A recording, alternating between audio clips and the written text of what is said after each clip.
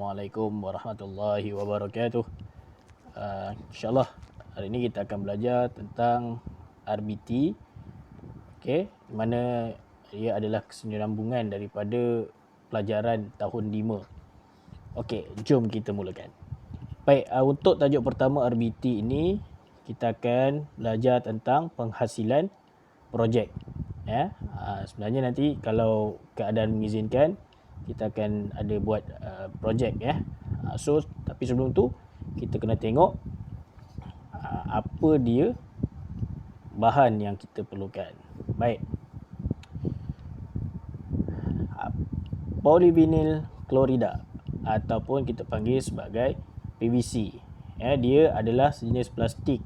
Maksud dia bukan logam, sebab projek yang kita akan jalankan ni dia berasaskan bahan logam dan juga bukan logam. Jadi PVC ni ataupun nama penuhnya polyvinyl klorida ni, dia bukannya logam. Dia adalah sejenis plastik yang ringan, keras, kukuh, mudah dilentur. Tu antara kelebihan dia lah. Lagi apa? Tahan lama. Ia juga tahan terhadap cuaca yang berbeza, penebat yang baik, legap dan tidak boleh dilentur. Baik, legap ini maksudnya ia tidak boleh ditembusi oleh cahaya. PVC ni banyak kita boleh tengok contoh-contoh. Contoh kat rumah kita pun ada. Contohnya pipe PVC. Kan? Pintu. Contoh kalau pintu toilet tu ada yang guna PVC sebab dia ni pelbagai bentuk. Itu tentang PVC. Kita tengok seterusnya. Ni contoh PVC dia pelbagai saiz, pelbagai bentuk. Nanti awak boleh Google. Yang kedua kita tengok, kita akan gunakan Perspex. Perspex ini juga adalah sejenis plastik. Dia bukan logam. Dia sejenis plastik yang ringan, keras dan tahan lama. Tetapi dia adalah kelebihan dan kekurangannya. Baik, Perspex boleh didapati dalam bentuk kepingan, rod dan tube pelbagai warna. Dia ada pelbagai warna. Dan Perspex digunakan dengan meluas dalam bidang ataupun penghasilan produk seperti papan tanda, perabot, plate kereta dan sebagainya. Tu boleh tengok contoh tu. Perspex. Tengok plate kereta, kat papan tanda yang macam kat highway tu kan. Itu guna Perspex. Kita tengok perbandingan PVC dengan Perspex. Walaupun dua-dua ni plastik, tetapi ada perbandingan.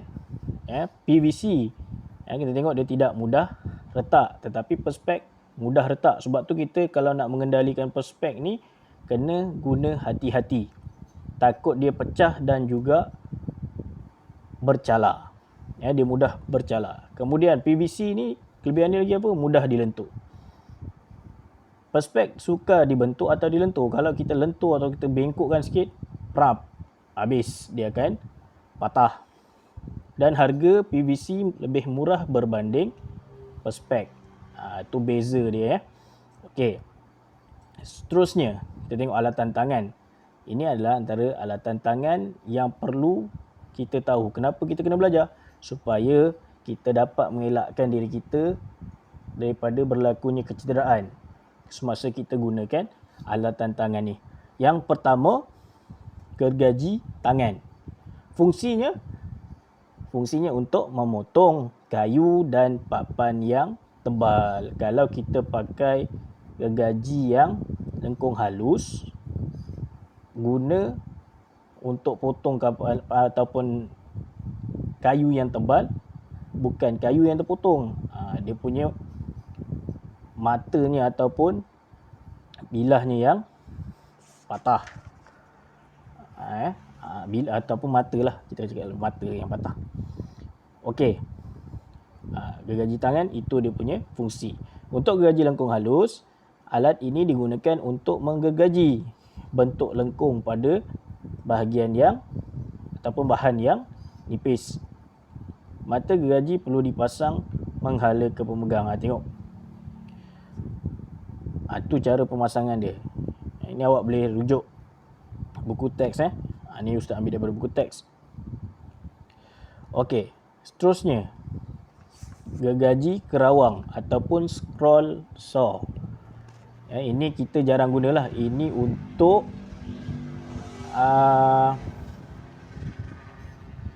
industri yang besar-besar. Dia pakai ni sebab gergaji ni dia gunakan ataupun sejenis mesin yang menggunakan tenaga elektrik dan motor. So tak sesuai lagi lah untuk peringkat kamu ni untuk guna gergaji kerawang ni. Tetapi perlu tahu jugalah fungsi dia. Terdapat mata gergaji yang halus dan sangat sesuai untuk memotong bahagian yang melengkung dengan cepat. Tak perlu pakai tadi tu, nak cepat kan proses pembuatan, nak cepat guna gergaji kerawang ni. Kemudian yang keempat, pahat. Apa kegunaan pahat? Okey, dah tentulah alat ini digunakan untuk kerja memahat, meraut, meratakan tanggam dan membersihkan bucu tanggam. Saiznya ditentukan berdasarkan lebar mata pemotong. Matanya diperbuat daripada keluli. Keluli logam. Okey. Dia ada pelbagai jenis pahat yang digunakan dalam kerja kayu. Contohnya pahat tepi serong. Nak lebih tahu, lebih lanjut, nanti boleh Google lah. Okey, seterusnya pisau pemotong perspek. Perspek tadi Ustaz cerita ialah plastik yang keras. Kita tak boleh main gunting je. So kalau kita nak potong dia, kita kena guna pisau pemotong perspek. Pisau ini khas digunakan untuk memotong kepingan perspek secara lurus. Kemudian pistol pengokut ataupun kita panggil stapler gun. Nama Melayunya pistol pengokut. Okey, alat ini digunakan bersama-sama dengan dawai kokot untuk mencantumkan dua jenis bahan yang nipis dan lembut seperti papan lapis. Dia tak boleh guna papan yang tebal, dia takkan boleh cantum. Tapi kalau papan tu nipis, boleh gunakan stapler gun ataupun pistol pengokut. Yang ketujuh, pistol perekat panas ataupun hot glue gun. Okey, digunakan bersama hot glue gun ini ialah rod perekat panas. Okey, masukkan rod perekat panas tu.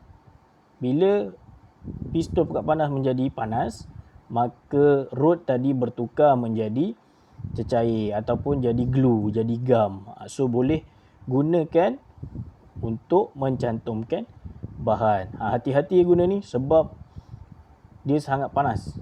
Takut kena pada kulit, dia boleh menyebabkan kecederaan. Okey, sekarang kita tengok pada bahan pengikat dan pencantum. Ada dua je. Satunya dawai kokot. Dawai kokot tadi gunakan dengan apa? Dengan pistol pengokut, stapler gun. Ni biasa awak tengoklah. Dia punya, orang kata ubat staplernya pun ataupun dawai kokotnya lebih besar berbanding yang lain, berbanding yang kita selalu guna untuk stapler kertas tu. Ni untuk kayu yang nipis, gunakan dawai kokot. Jangan guna dawai ataupun stapler yang kita nak stapler kertas semua. Dan tadi rod perekat panas digunakan bersama pistol perekat panas. Ni Ustaz dah cerita tadi. Dalam bentuk rod bulat pelbagai, dia ada pelbagai bentuk. Okey, dan pistol perekat panas akan mencairkan rod perekat menjadi glue. Glue cair inilah tadi digunakan untuk melekat bahan sama ada yang sama jenis atau berlainan jenis. Glue ini dia kuat. Sebab tu bila nak guna kena berhati-hati. Okey, itu saja untuk tajuk pada kali ini. InsyaAllah kita akan jumpa untuk tajuk yang akan datang. Sekian. Assalamualaikum warahmatullahi wabarakatuh.